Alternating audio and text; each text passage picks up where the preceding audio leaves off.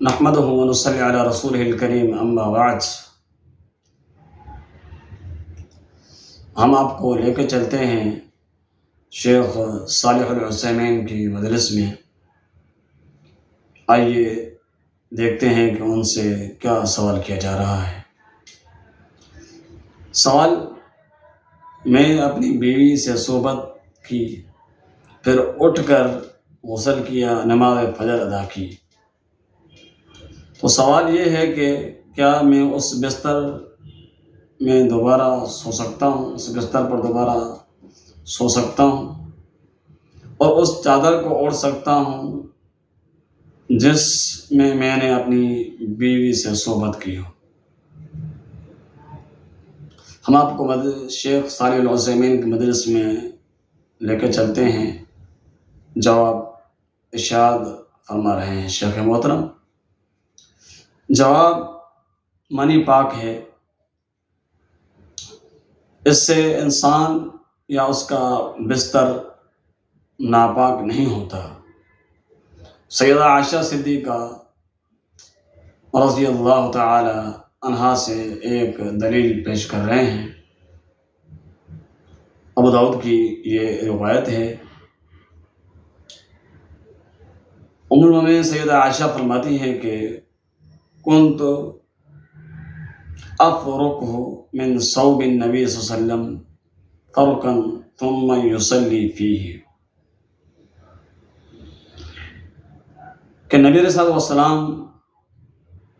کے کپڑوں سے میں منی کو خرچ لیتی تھی، یعنی ہاتھوں سے اس کو ہٹا لیتی تھی، اور پھر نبی علیہ الصلوۃ والسلام انہی کپڑوں میں نماز ادا کر لیتے تھے۔ اس مسئلے کے لیے شرط یہ ہے کہ منی کے خارج سے پہلے، اس کے نکلنے سے پہلے آدمی نے پیشاب کیا ہو تو پانی سے استنجا کی ہو، پانی سے استنجا کی ہو، یا شرعی طریقے سے استنجا کرتے وقت ڈھیلے استعمال کیے ہوں،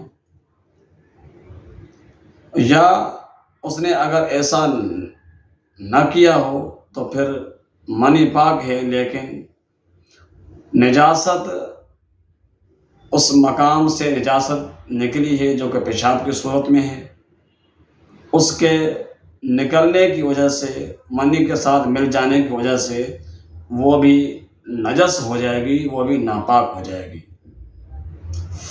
ویسے اصلاً تو مادہ منویہ جو ہے وہ پاک ہے، اس لیے کہ مرد کے لیے یہ جائز ہے کہ وہ اس بستر پر سو سکتا ہے اور اس چادر کو بھی اوڑھ سکتا ہے جس چادر میں اس نے اپنی بیوی سے صحبت کی ہو۔ اس میں کوئی حرج نہیں ہے، کیونکہ شرعی کوئی دلیل موجود نہیں ہے جو مادہ منویہ کو ناپاک بنائے، کیونکہ نبی صلی اللہ علیہ وسلم سے، ازواج مطہرات سے ثابت ہے کہ وہ نبی صلی اللہ علیہ وسلم کے کپڑوں سے مادہ منویہ کو خرچ لیتی تھی اپنے ہاتھوں سے، اور ان کے اثرات باقی ہوتے تھے اس مادہ کے، اس پانی کے۔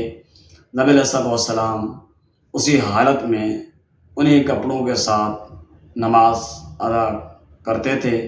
معنی اس کے ناپاک ہونے کے لیے شریعت کے اندر کوئی دلیل نہیں ہے۔ جب وہ کوئی شخص اپنی بیوی سے ہم بستری کرتا ہے، اس وقت اگر یہ مادہ خارج ہو جاتا ہے تو جس بستر پر وہ ہم بستری کرتا ہے اس بستر میں وہ دوبارہ سو سکتا ہے، اس چادر کو دوبارہ اوڑھ سکتا ہے۔ اللہ تعالی جمیع معاملات میں ہماری رہنمائی فرمائے۔